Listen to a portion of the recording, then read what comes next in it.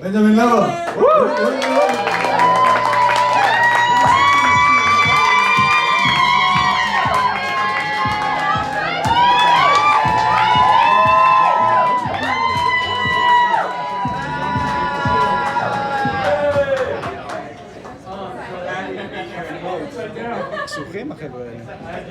I don't know how things work here. I don't know,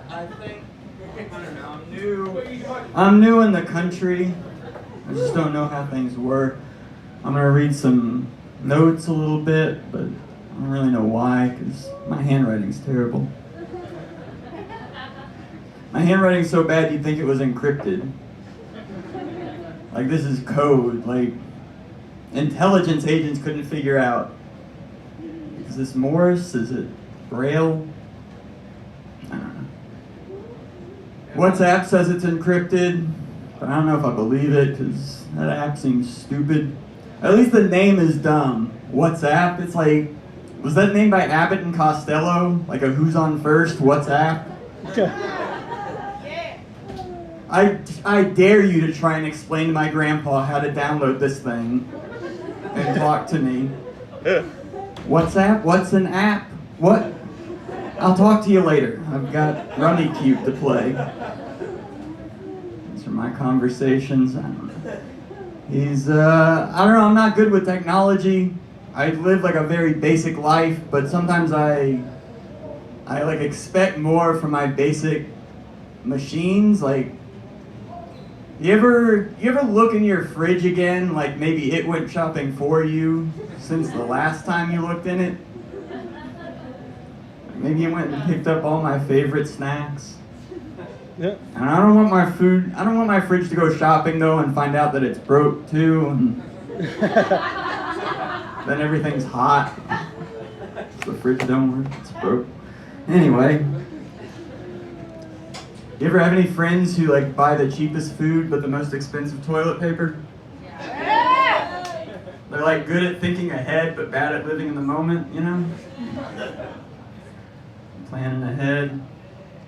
Anyway, this is a big honor to be performing in front of everyone, especially like in Jerusalem. It's a big deal for me.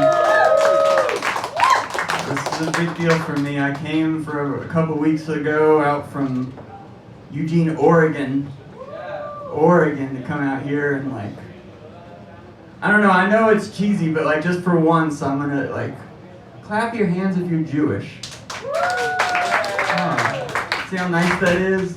I'm telling you, in Oregon you will get more neo-Nazis at a show than Jews. Like almost every time. But it's like it's the Northwest, so people are so nice sometimes that like you don't find out they're neo-Nazis till like way too late. You know, like I got a ride home from a guy once from work, and like I find out on the car ride. You know, it's like you got tattoos. Calls them Swazis. Like shit. So I get home and I'm like, all right, I'm gonna one up you. You know, I let him know on the way out. I'm like, by the way, I'm Jewish. He's like, I figured because you didn't offer to pay for gas. Nah, I'm joking. I don't know.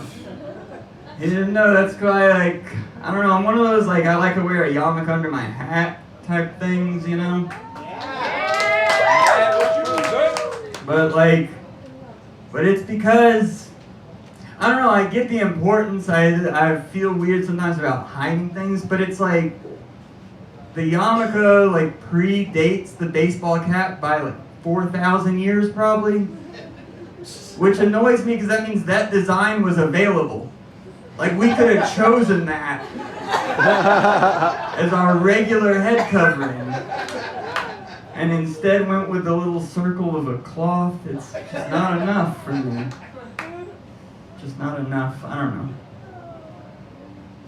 know. Talking about paying for gas and stuff. Sometimes I just like to let people do a favor for you, you know, and like thank them emphatically, but it doesn't have to be a like money transaction all the time.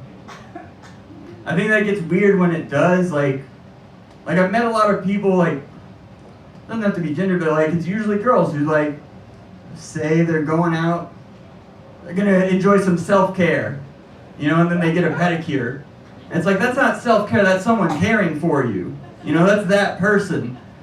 Like, I learned a little joke about it was like, there's a biblical story like Abraham, goes out and washes the feet of two strangers who end up being angels.